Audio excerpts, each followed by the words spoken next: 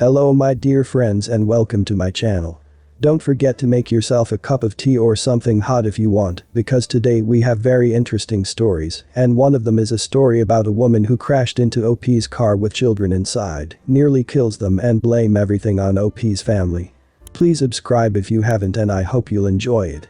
Background: at the local movie theater you can host birthday parties for kids, for free, provided you come see a movie of course. You have to contact the theater to let us know what movie you'll be seeing and at what time. We then reserve the necessary amount of seats in the cafeteria so your party can take place after the movie. You have to provide the snacks yourself and still need to pay for the drinks you order, but you can hand us over your snacks, usually cake or pancakes, so we can put them in the fridge behind the bar and get everything ready on your table, cake put on plates, pancakes heated up, etc. by the time your movie is over. Also important. My only other job where I had to regularly interact with customers was at my mom's pub. I am always polite, but when your mom is your boss you can afford to be a bit more mean with rude customers. It's a habit that's hard to break, especially when you're still regularly helping out at your mom's pub. The story. So this happened a couple of years ago while I was still working in a local theater. It was during the winter break, which is generally the busiest period of the year. I had the cafeteria shift along with someone else. Before the first movies of the day played, we had two sets of parents hand over their snacks and we take their info, whose party, what movie, how many people, so we could have everything ready on time. After the pre-movie rush, we start refilling the shelves to have everything restocked by break time. This is when the person who works the register comes down to help us restock and informs us about the 3 birthday parties after the first movies. I tell him that's odd, we've only received the info for 2 parties. Luckily, he remembered how many tickets he sold them and for what movie so we can have at least their tables ready. They'll probably hand over their snacks during the break or get them out of their car after the movie. Happens from time to time. Boy, was he wrong. Break time comes and goes and still nothing about our mystery party snacks. We restock our shelves and get everything ready for the parties. The first 2 parties came to watch the same movie, so we put them in the same part of the cafeteria as we can close this part off to prevent other people from getting to their snacks. The parties arrive, recognize their respective snacks, parents come to get some more drinks which we put on their tab and enjoy their kids' respective party. By this time, the third party arrived at the cafeteria and we point them to their reserved tables. This is also when people for the next batch of movies start arriving and ordering drinks and snacks, so it's starting to get more busy. After taking their seats, the entitled mother, EM, walks up to the bar and orders 18 sodas. These are half-liter bottles, at €8 a piece. She hands me a €100 bill and I give her back her change. This is where the fun begins. Excuse me, but you seem to have made a mistake. Sorry, what seems to be the problem? You didn't give me all of my change. You ordered 18 sodas, that's €50.4. You gave me 100, so I returned 49.6. Shouldn't I get a discount? It's my child's birthday party, look how many people we brought. Nope, sorry ma'am. At this point, I turned to another customer as it was getting busy. She scoffed, went back to her table, and I thought that was the end of it. It wasn't 10 minutes later and things had gotten really busy. Manager had sent someone extra to help out. While I was hopping from customer to customer, my colleague, who had only started working there that winter break, tapped my shoulder and said she had a customer who demanded to talk to the person in charge. As I was the person behind the bar who had worked there the longest and the manager was indisposed, that was me. I turned around and lo and behold. Entitled mother was there glaring at me. What seems to be the prob? What is taking you so long? Excuse me? We have been waiting for over 15 minutes and you still haven't taken our order. What are you talking about? Our food. You took their orders, points at other parties. When are you coming to take ours?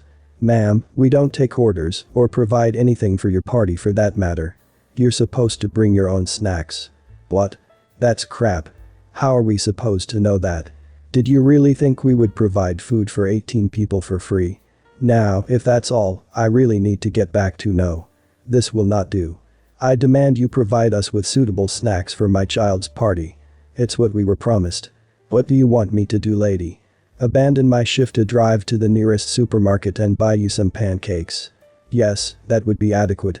Yeah, gestures to the busy cafeteria. Not going to do that. Lady then takes something of theirs, points at other parties. They obviously have enough and my child deserves snacks on his party. That's what he was promised. One of the parents from these parties stood relatively nearby to order something important for later, so now you want me to steal from our customers? I want you to provide me with the service I was promised. Tell you what I'm gonna do, lady. I'm getting back to work.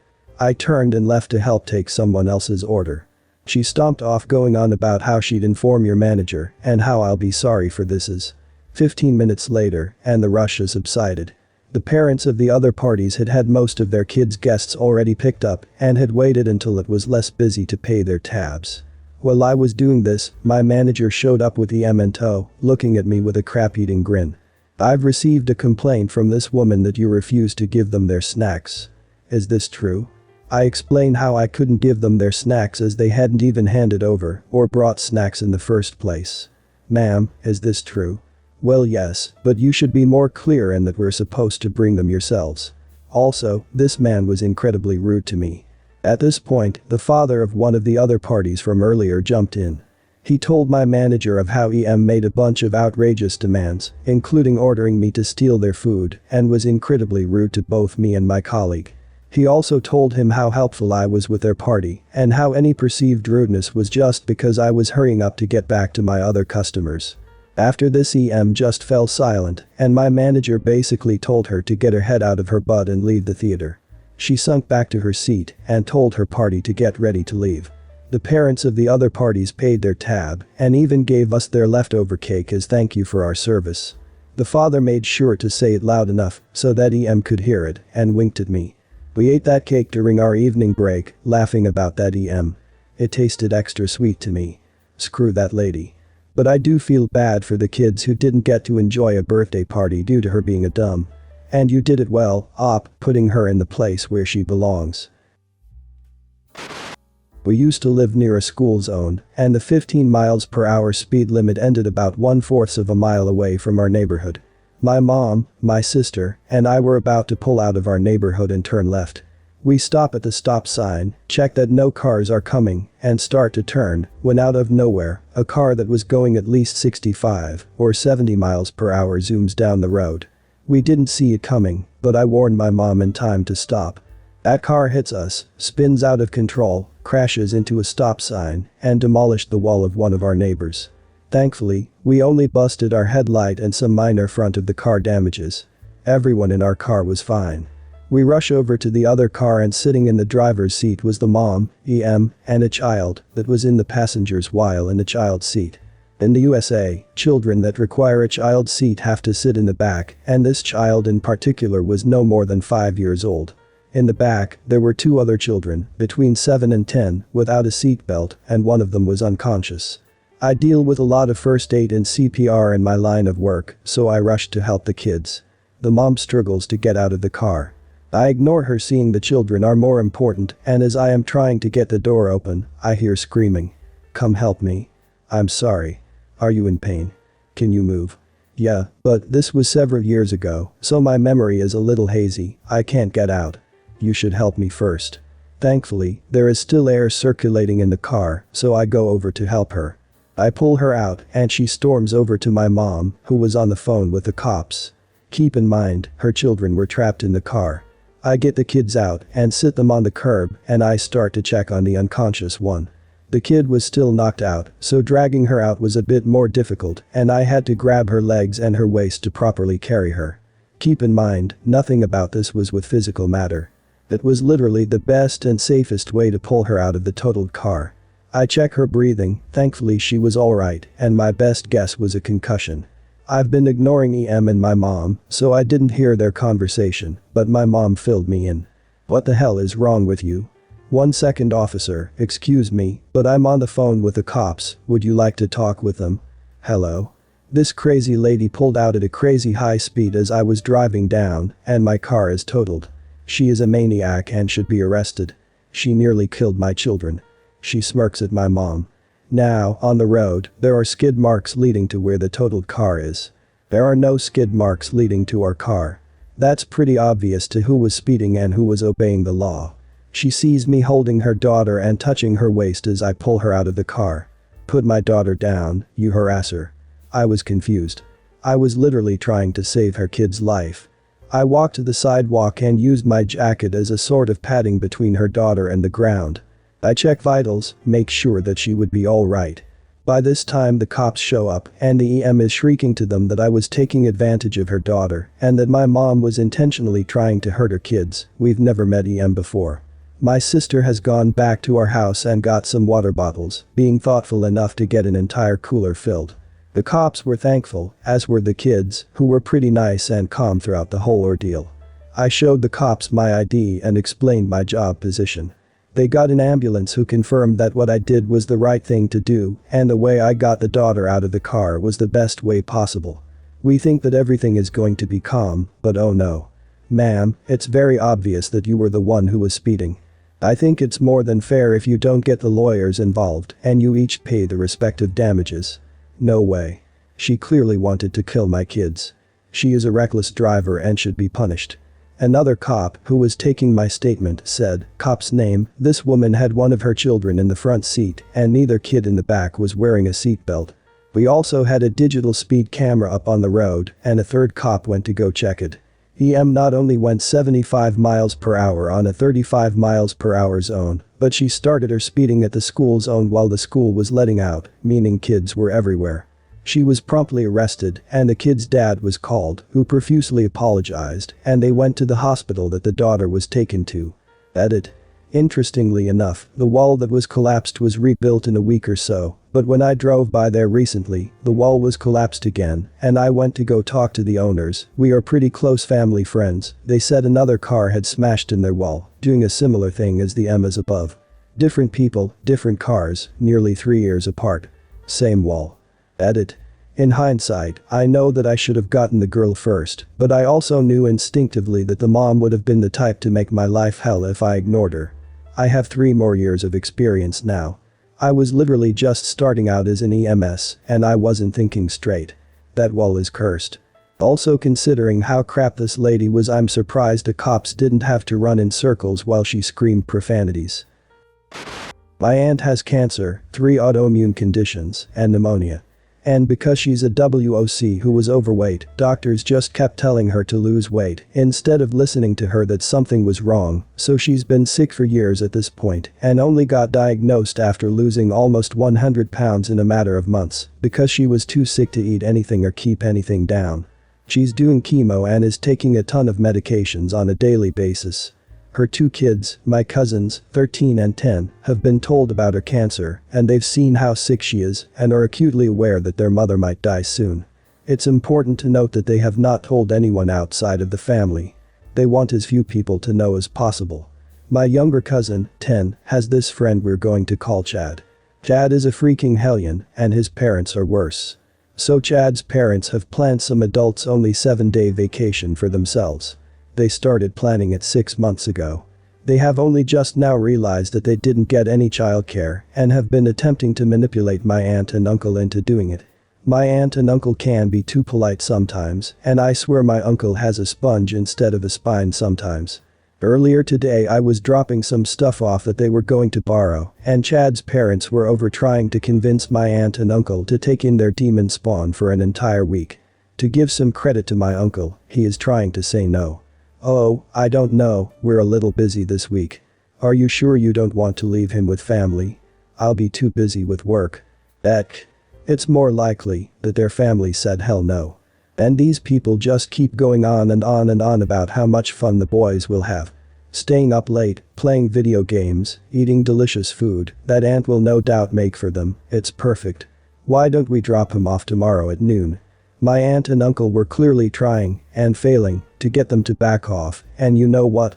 Chad's parents most definitely knew. They just didn't care and were doing everything possible to wear them down into accepting. Well, I spent quite a bit of my life as a doormat out of concern for politeness.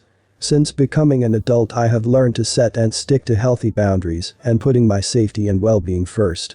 If you don't already do that, I strongly recommend giving it a try. It's fantastic.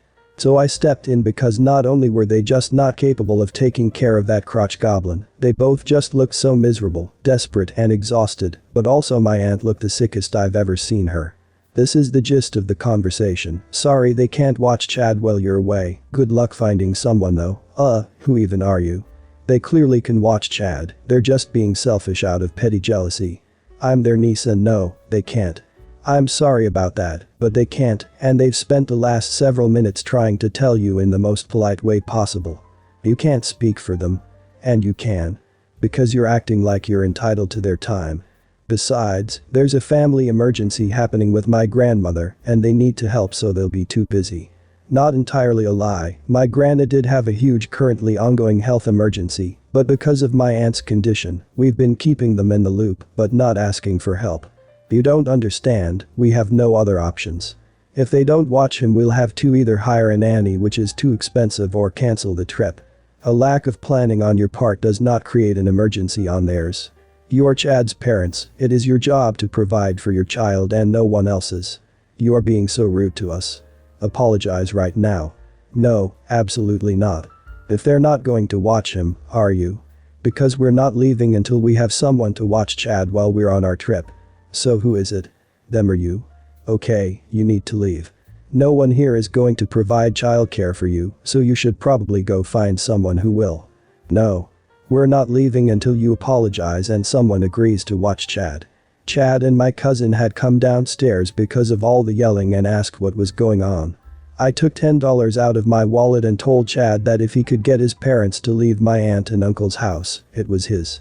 It took him less than 2 minutes. Best $10 I've ever spent. After I offered him the $10 he stood in between his parents and sang Baby Shark at the top of his lungs for 20 or 30 seconds. And that didn't immediately work, though I could see that his parents were regretting having him in that moment. He moved on to saying Captain Underpants catchphrases, which I am unfortunately well versed in, because my younger brothers were also obsessed with the scantily clad superhero, while taking his clothes off and running around my aunt and uncle's living room. To be honest, I was regretting offering him the $10 at this point because they weren't leaving, and that kid was annoying the living daylights out of me. Then he stood next to his dad and screamed into his ear until his dad had enough and screamed fine. We're leaving now. He literally picked his son up like a football and left. His mom went around, picked up his clothes and shoes. I had to run after them and pass the $10 to him while he was in the car. Chad was smiling ear to ear, but if looks could kill I'd be 6 feet under right now. Still worth it though. Also, you probably should have mentioned that if they try to dump Chad on your aunt and uncle and leave quickly, you'll just as quickly call CPS and the police for child abandonment. I guarantee they will try the dump and run if they can't find any other babysitter. Well guys, that's it for today. If you end up enjoying this video please consider subscribing, and if you missed the last episode on the channel I'm gonna link it right here. The story is about a woman who crashed into OP's car and tried to convince police it was OP's fault. Check this out if you haven't, and I'll see you in my next video.